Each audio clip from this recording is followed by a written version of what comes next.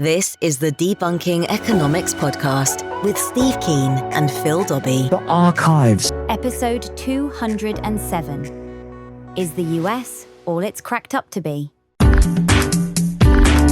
Well, the US might not be in a great place right now with the COVID-19 virus taking a long time to slow down there, and so far the highest number of fatal casualties on the planet.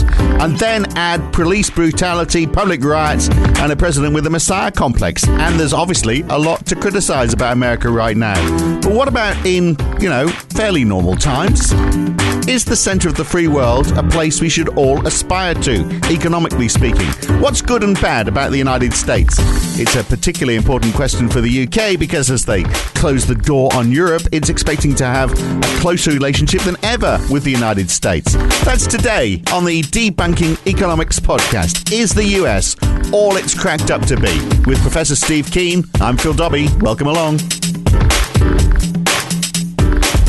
So, Steve, the US has given us Microsoft, Apple, Google, Tesla, Facebook, Twitter, YouTube. They're responsible for the first moon landing, mobile phones, MRI scans, 3D printing, the nicotine patch, the map of the human genome, dental floss, the circular saw, the combine harvester, the jackhammer, the safety pin, the dishwasher, many, many more. And if you reckon they weren't responsible for some of those, I'm sure Americans will say, hey, but we put the patent in first, so it's ours. Get your hands off. But does that mean, clearly they've got innovation on their side, but, supposedly they have the best standard of living in the world as well. According to the OECD Better Life Index, the average disposable income per capita in the United States is a little over $45,200 a year, much higher than the OECD average, which is just $33,600 a year. That's quite a difference, and they certainly have the highest figure in the OECD. So there we are. That higher income per capita,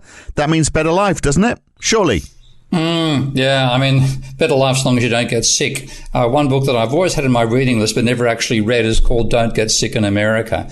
And that's been the Achilles heel of the country for so long. And that's what makes the coronavirus quite a fascinating event, because they don't really have a public health system. They have a private health system where you get health insurance if you're employed and you can pay for health services if you're wealthy. But if you're not employed and you're not wealthy, then basically you're on your own. And I think what you've got is best put by J.K. Galbraith all those years ago, and what he called the affluent state, when he talked about private affluence and public squalor.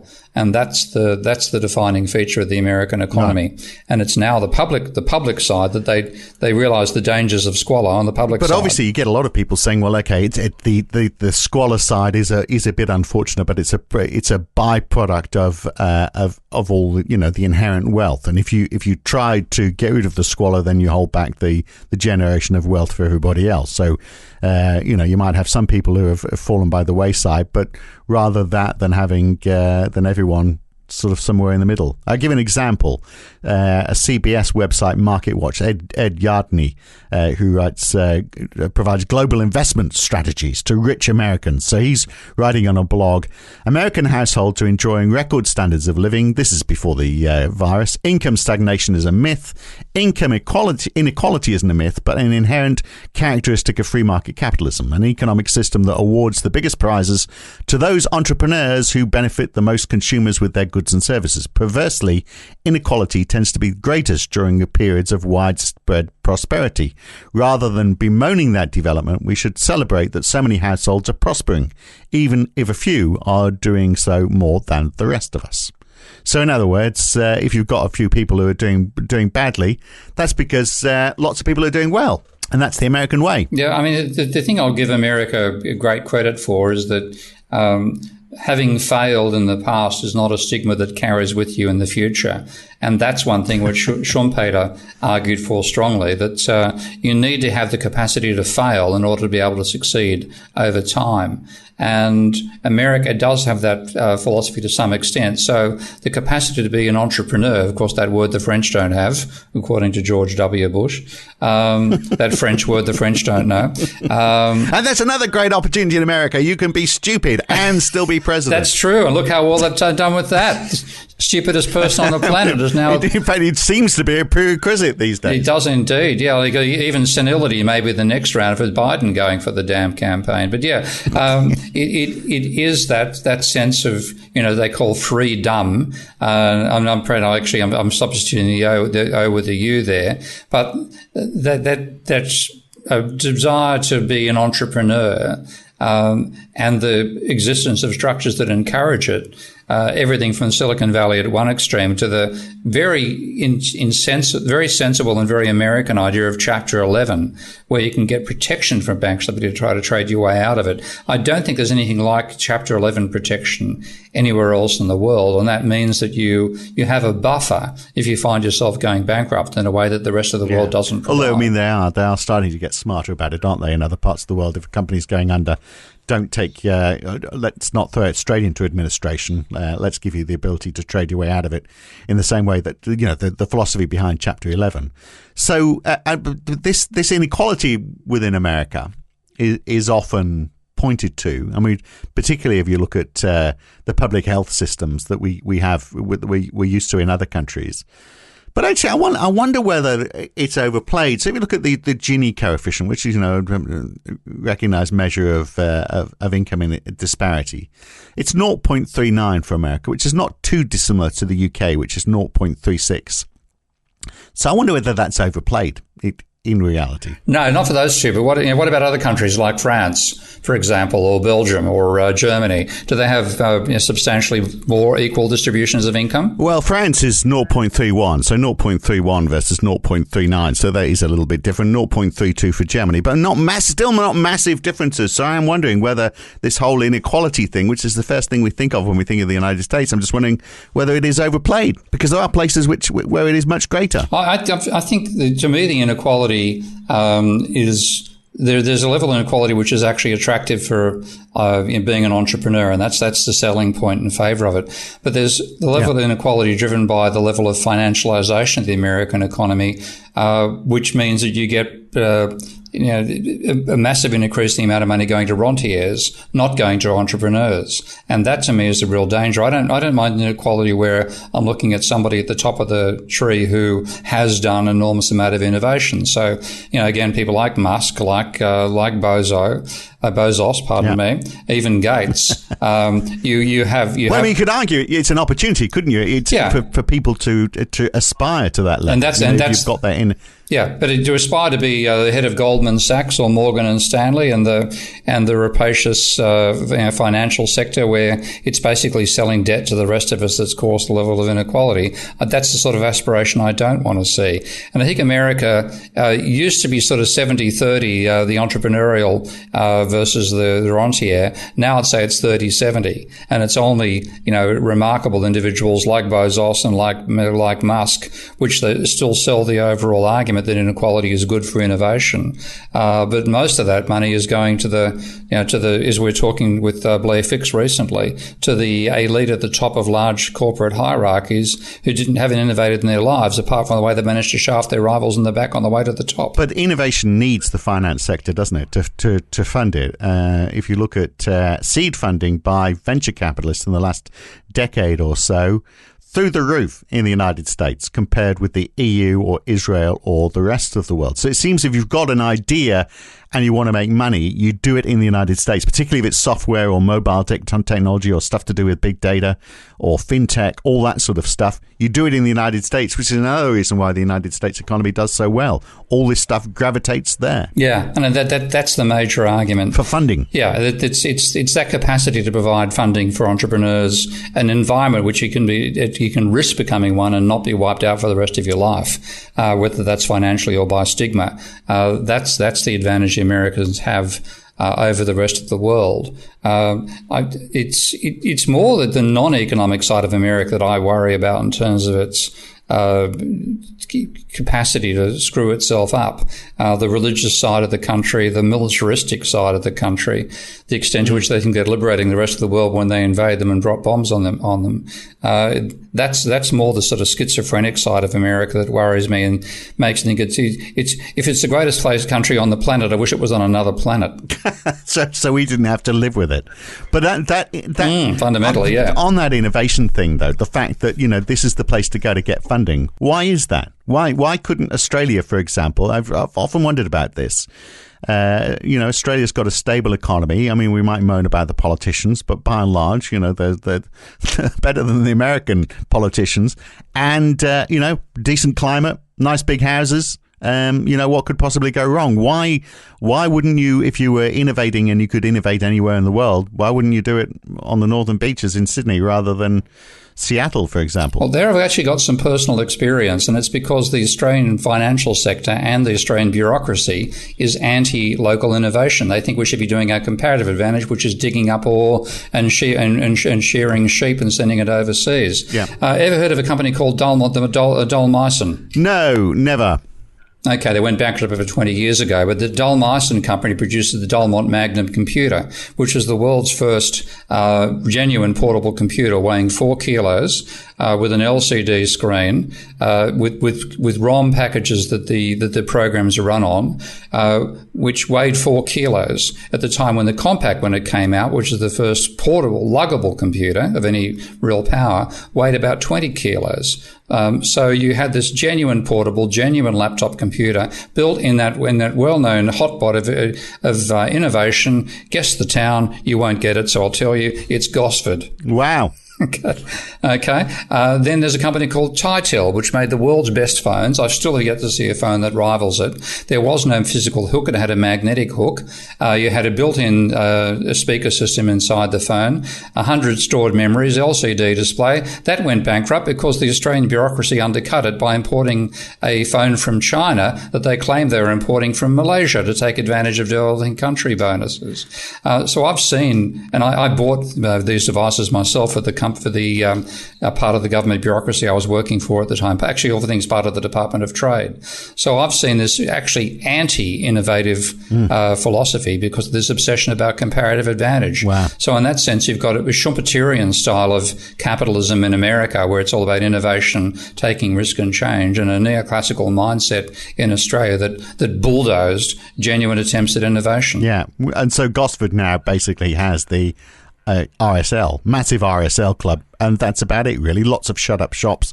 They've got the RSL where you've got to stand at 5 o'clock and swear allegiance to the Queen, possibly living in the past a little bit. And that's the thing, isn't it? America is much more future focused.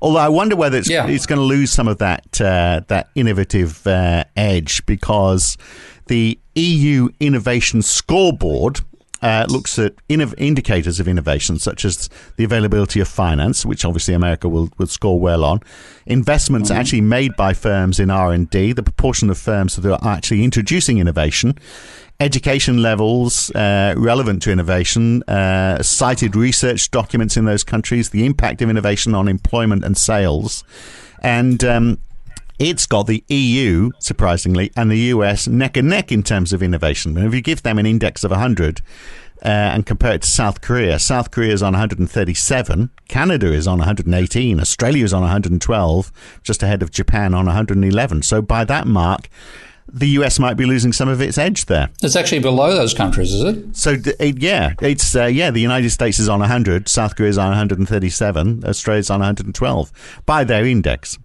I mean, you can always argue what the constituent parts are. I'd argue about Australia's ranking there, because Australia, in terms of the economic complexity index, is down about just above Senegal. Right. But let's look at South Korea, because South Korea, obviously, places like that, we are seeing a lot of innovation. And obviously China as well.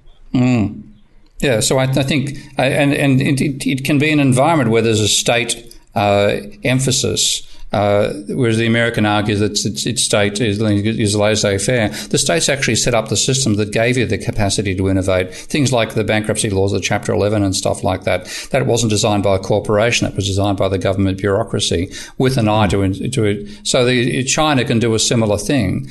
And certainly South Korea has been extremely successful there. There's so many products we consume these days that are South Korean in origin, the Samsungs of the world and so on. The huge production of integrated circuits there is as well, and vehicles now. So yeah, innovation doesn't. Americans don't have a monopoly on that anymore. So, but it is a question of commercializing it, isn't it? And whether which system works best, and it does become, is it small government or big government, which is going to be the most productive in the long term. And 16% of people work in the public sector in the United States compared to 22% in the UK, for example. So this focus on privately run businesses. For example, health is an interesting one, because that 22% of the people in the UK working in the public sector, a chunk of that will be accounted for by public health, whereas in America, a lot of those health companies will be private businesses employing people. So, I mean, I'm sure many people in America would argue, well, that's fine. Why shouldn't private businesses run health? Because they probably will run it better. Well, that's backfiring on them right now with the coronavirus, because again, because they haven't done the research. Yeah, but on a day-to-day operational basis, if you didn't have that slight problem, then they would argue that that's fine. No, there's a bit like the old joke about Abraham Lincoln. Apart from that, Mrs. Lincoln, how did you enjoy the play? This is what this public health may be one of the best areas to say, well, you should have public provision of it overall, because it means it takes the risk out of going wrong in the rest of your life, and that's the trouble. Americans if a financial risk is one thing, and Americans are very good at coping with that overall. The culture is good with it. Medical risk, that's another scary one entirely, and that partly encourages people to stay with the firm they're with and not move outside because they don't want to lose their medical insurance. So I think there are, you've got to look at the tapestry here, and I think on that particular part of the economic tapestry, they've got it entirely wrong. And millions, of course, now have lost that insurance because they've lost their jobs, and even before that. Life expectancy figures, 82 is the life expectancy in the UK. In the United States, it's 79. In Canada, it's 83. In Japan, it's 85. 6 years longer than an American. Yeah, and that's not showing that the health system is working that well. No, that's the thing. I think it's being America is good for your wealth and bad for your health. And what's going to matter as time goes forward, I think, is more the health side of things than the wealth side of things. And that is where America really has to get its act together in the next decade, or it may find its great advances being taken out from underneath it, because what you need at the moment is public provision of health, and you need public action to reduce the damage done to the climate. And on that front, I think America is very badly placed. But we still look at America as the place with where you go for a decent standard of living. When I was growing up, that was certainly the sense that if you wanted to have a better standard of living, move to America. I actually moved to Australia, and I think I made a better choice there because I think the standard of living in Australia is way better than it is in America. But by and large, most Americans would be horrified at the idea that people think they haven't got the best standard of living in the world. I think they believe that. And, they've got big houses. The average house size is 201 square meters in America. It's 76 in the UK. So, they're getting towards an average house size, which is 3 times the size of what it is in the UK. And in Australia, it's even bigger, 214 square meters. So if you measure your lifestyle by how big your house is, America and Australia are the places to live. Yeah, and that's one of the troubles about trying to measure all this. You're trying to add together so many disparate things. But I think overall, I'd say the UK is in a pretty bad situation, having spent a bit of time there and having made the move from Australia inside the same career. I actually cross-checked this with some Australian friends also in academia. We all pretty much agree our salaries, our effective standard of living going from Australia to the UK fell by 40%.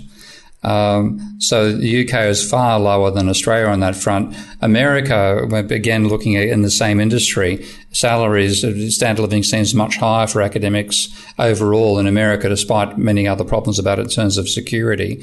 The standard of living is higher, and even though you don't have a great deal of power over there because you don't have tenure as an academic, as a matter of course, as can happen in Australia. I think that overall there is a higher standard of living in that industry. So, the US comes out ahead, but I think it comes out in a very fragile way, and its main weakness is the lack of public provision of health. And it's difficult. As you say, there's so many factors, and I'm very aware that in the UK you are worse off than you are in America or Australia, but you have beautiful countryside. You have great pubs. There's lots of things which you just can't. Absolutely crap weather in winter, but in summer, cycling through country lanes in England, it's like nowhere else in the world, and it's difficult. That's when it's difficult to measure these things, isn't it? You might pay more to live here, but there's some payoffs as well. And then, so then you just have to, then you sort of search around for statistics, trying to find out where is the best place to live. And you think, well, okay, if I don't want to get shot, then I could live anywhere else almost, apart from, maybe not Barbados, which actually has one of the highest rates, believe it or not. But, the United States, the murder rate is 5 per 100,000 inhabitants.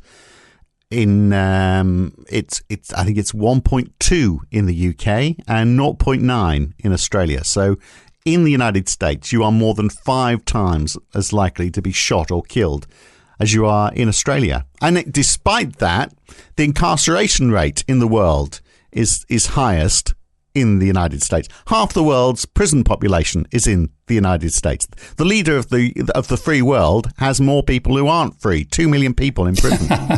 There's good numbers and bad numbers, but for all of that innovation and opportunity in the United States, there's also a lot taking that away from you. Yeah, and that's the again, the inequality isn't just on a financial level; it's on your overall sense of freedom. Is very affected by whether you're white or black, whether you're wealthy or poor. It's got more divisions, I think, than any nation on the planet. You find more sense of division in America, but more of a shared ideology about the country as well, which is one of these weird elements that the whole place. So my ex-wife had a theatre colleague who put on a review I would have loved to see. I just absolutely love the poster for it, and it was, "What's a nice country like you doing in a state like this?" I'm afraid that's always the way I think about America when I consider it. It has got so much potential and so many good things about it, and Americans in general are a very friendly culture. But holy hell, what they do to themselves and what they do to the rest of the world, as I said, I wish they were on another planet. So what is that shared ideology then of which you speak? It is the belief that it is the best country in the world, and also they're spreading freedom to the rest of the world. And of course, this whole idea that freedom means in putting your military bases elsewhere in the world, and that's accepted as part of what America should do. I think it was Correa, who was head of the Ecuador, was approached about having a military base, or they said about the renewal of the military base in Ecuador at the time, and he said, "Well, I'm willing to renew the military base as long as you let me establish one in Florida." For the Ecuadorian army. Well, that didn't go down all that well, and that was exactly Correa's intention. So the extent to which they have an ideology which is the opposite of what they do globally, they believe they're spreading freedom when they're, supported more of the dictators of the planet and cause more breakdowns than any other nation. It's just that disconnect between what they believe they're doing and what they're actually doing. And I'm going to show my age by mentioning a brilliant Cobb cartoon, which had an aid worker arm, which is the left arm of a body, feeding somebody who was being choked by the right arm, which is a military arm. And the Mexican, I think it was, said back, "Excuse me, senor, does your left arm know what your right arm is doing?" Yeah. Yeah. And look, Americans aren't as satisfied as they used to be. There's been a Gallup poll running since 1980 asking the same question: are you satisfied or dissatisfied with the way things are going in the United States at this time? And around the turn of the century, it was up around 70. It fell down to 7 in 2008. And from 70. Since then, it's been in the mid to late 30s. Although it did hit a peak just before the coronavirus at 45. So Donald Trump has picked it up from the mid-30s up to 45. So, people are more satisfied. But 70 at the turn of the century. So that shows then, you know, the attitude in America has changed. And it is interesting, isn't it? Because if you ask almost every nationality what is the best country in the world, most people will say, if you ask an Australian, they're going to go, it's Australia, mate. And ask a Brit, they'll say, well, obviously the UK. Obviously the UK is the best place to live in the world. You know, but people are patriotic all around the world, aren't they? Yeah, and I guess there are some countries that I know where the majority want to leave the country itself. Romania was in that case for a long time, probably still is. But yeah, in general, you tend to, you know, you regard where you grew up because it's where you're most comfortable as the best place in the world. It's where you feel at home because it is your home. So that is part of the bias. And of course, Americans project that more because being the politically dominant and economically dominant country on the planet, they project that attitude over the entire planet in a way that the rest of the world can't do. I mean, we don't sit around watching Chinese movies, watching people salute as the flag gets raised. So that's why they've spread that attitude and why they're surprised when anybody is critical about what it'd be like to live in America. But speaking as somebody who had the choice at one point, that was the last place on the planet I wanted to end up. Yeah. Well, I was given the opportunity as well, and I turned it down because I wanted to stay living in Australia. The company I was working for wanted to post me over to New York, but I said, no, I'd rather leave the company, which is actually what I did. But just a final point when we look at trade then. I mean, how much of the US wealth and standard of living is driven by the high level of international trade? Okay, it's got a massive deficit, which obviously Donald Trump is trying to do away with. But obviously the classic argument is that if you've got a high level of international trade, that helps companies grow and it gives consumers great choice. It doesn't necessarily matter if you're a country like America, where you're the country's reserve currency, whether you've got this balance of trade deficit. Just more trade means more choice and more opportunity, doesn't it? And is that part of America's strength? It's just such a big economy, it can't fail. Well, I mean, that's one of the best arguments I've seen for why America became dominant is the fact that it's got this enormous open landscape. It's between the Rockies on one side and the Appalachians on the other. You've got this enormous flat plain that is perfect for transporting goods from one city to another and means you can get gigantic economies of scale.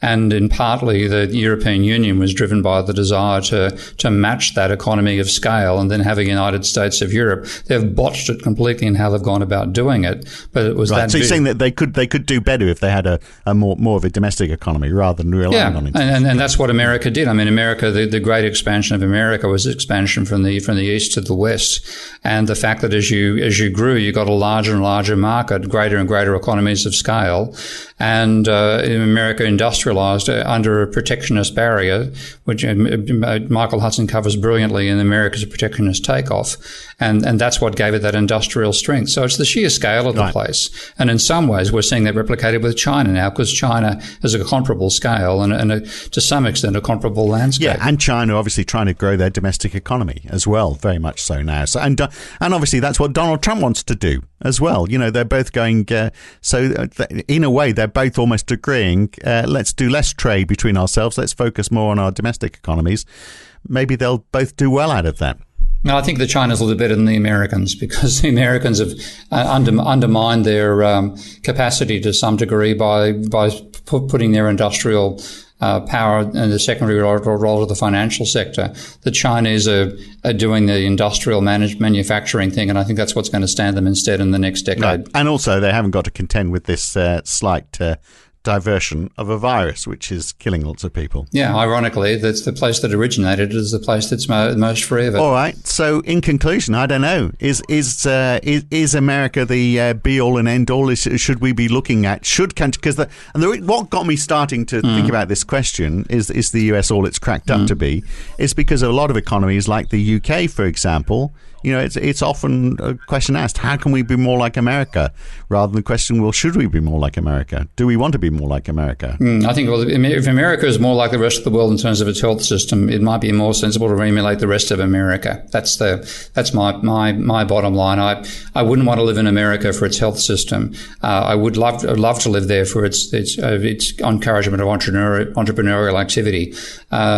But at the moment, the trade-off between the two is even more extreme, I think, in favour of public health rather than the entrepreneurial side of things. Sign of your age, Steve. You're looking at that. You're looking at that life expectancy. Yeah, probably right. 67. life yeah. expectancy. And thinking, oh, it's getting a bit close now. Maybe I'll move to Japan. Good to talk, Steve. Catch you again soon.